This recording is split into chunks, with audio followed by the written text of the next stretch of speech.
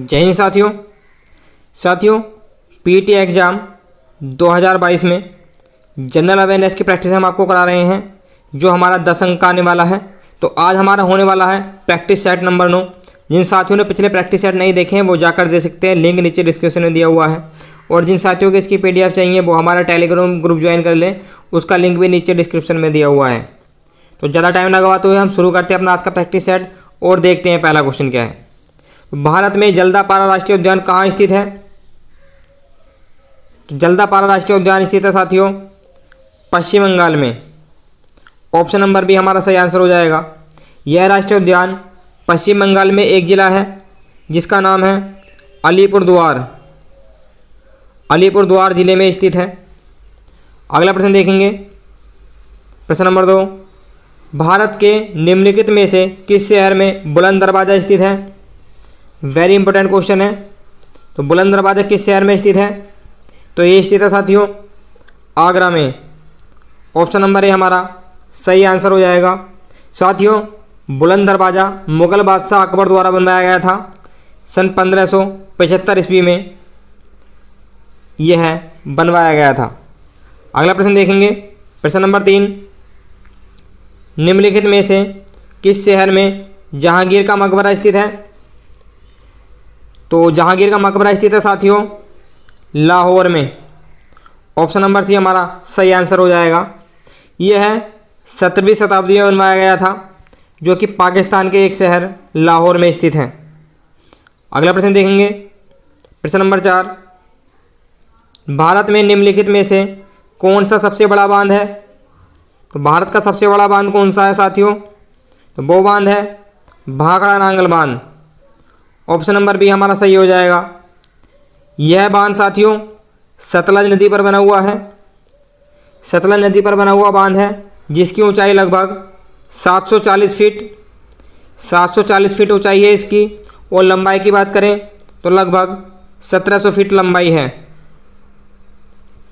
तो यह है भारत का सबसे बड़ा बांध है। अगला प्रश्न देखेंगे, निम्नलिखित में से भारत का सबसे पुराना बांध कौन सा है? भारत का सबसे पुराना बांध है साथियों कल्लानाई बांध। ऑप्शन नंबर सी हमारा सही आंसर हो जाएगा। साथियों कल्लानाई बांध तमिलनाडु की कावेरी नदी पर बना हुआ है। तमिलनाडु की कावेरी नदी पर बना हुआ है। और इस बांध का एक दूसरा नाम भी है जो है ग्रैंड एनीकट भी कहा जाता है इस बांध को। तो अगला प्रश्न देखेंगे, प्रश्न नंबर 6। निम्नलिखित में से भारत की सबसे छोटी नदी कौन सी है? साथियों भारत की सबसे छोटी नदी है अरवरी नदी। ऑप्शन नंबर डी हमारा सही हो जाएगा। साथियों यह नदी लगभग 45 किलोमीटर लंबी है जो कि राजस्थान के अरवरी ज़िले से होकर बहती है, इसलिए इसका नाम अरवरी पड़ गया है। अगला प्रश्न देखेंगे, प्रसिद्ध स्वामी पद्मनाभ स्वामी मंदिर कहाँ स्थित है? तो ये मंदिर स्थित है साथियों केरल में। ऑप्शन नंबर ए हमारा सही हो जाएगा। केरल की राजधानी तिरुवनंतपुरम में यह मंदिर स्थित है। अगला प्रश्न देखते हैं, गुजरात राज्य में कौन सी नदी सबसे अधिक दूरी तय करती है? तो गुजरात राज्य में कौन सी नदी सबसे अधिक दूरी तय करती है? तो वो नदी है साथियों नर्मदा नदी। ऑप्शन नंबर ए हमारा सही हो जाएगा। नर्मदा नदी को रेवा नदी के नाम से भी जाना जाता है। अगला प्रश्न देखेंगे, निम्नलिखित में से किस शहर में विश्व का सबसे लंबा प्लेटफॉर्म है? तो किस शहर में विश्व का सबसे लंबा प्लेटफॉर्म है? वो शहर हो जाएगा साथियों गोरखपुर। ऑप्शन नंबर सी हमारा सही आंसर हो जाएगा। अगला प्रश्न देखेंगे, निम्नलिखित में से किस शहर को बगीचों का शहर कहा जाता है? वेरी इंपॉर्टेंट क्वेश्चन है। बगीचों का शहर किसको कहा जाता है? तो ये कहा जाता है साथियों बेंगलुरु को। ऑप्शन नंबर बी हमारा सही हो जाएगा। कर्नाटक की राजधानी बेंगलुरु को बगीचों का शहर कहा जाता है। अगला प्रश्न देखेंगे, गोखले माई पॉलिटिकल ग्रुप की पुस्तक किसके द्वारा लिखी गई थी? गोखले माई पॉलिटिकल ग्रुप की पुस्तक किसके द्वारा लिखी गई थी? तो ये लिखी गई थी साथियों महात्मा गांधी के द्वारा। ऑप्शन नंबर डी हमारा सही आंसर हो जाएगा। अगला प्रश्न देखेंगे, राष्ट्रीय विज्ञान दिवस कब मनाया जाता है?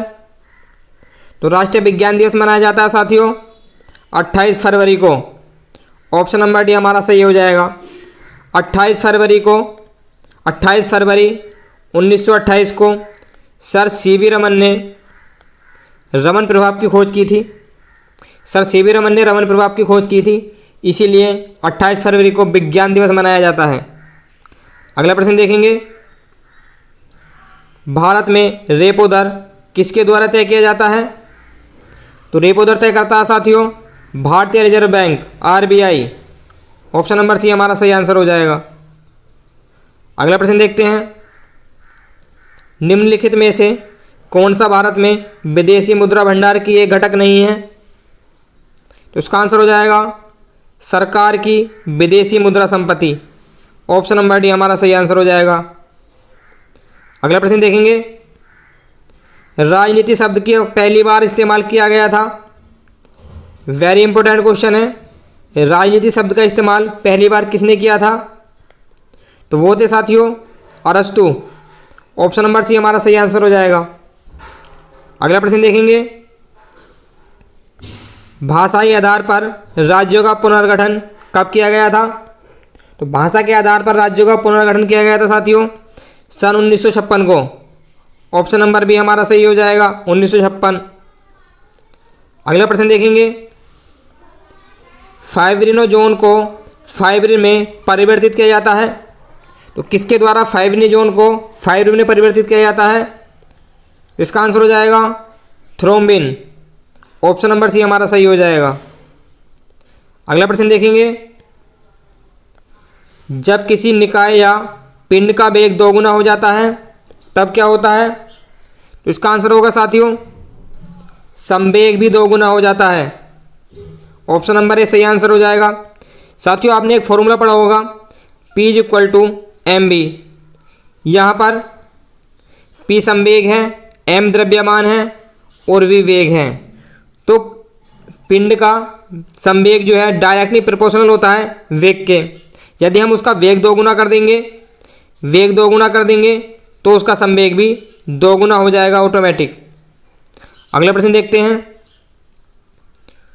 प्रश्न नंबर 19, निम्नलिखित में से कौन सी मुख्य बहिर्जात प्रक्रियाएं हैं? तो बहिर्जात प्रक्रियाएं हैं साथियों उपरोक्त सभी। ऊपर के सभी सही आंसर हो जाएगा ऑप्शन नंबर डी।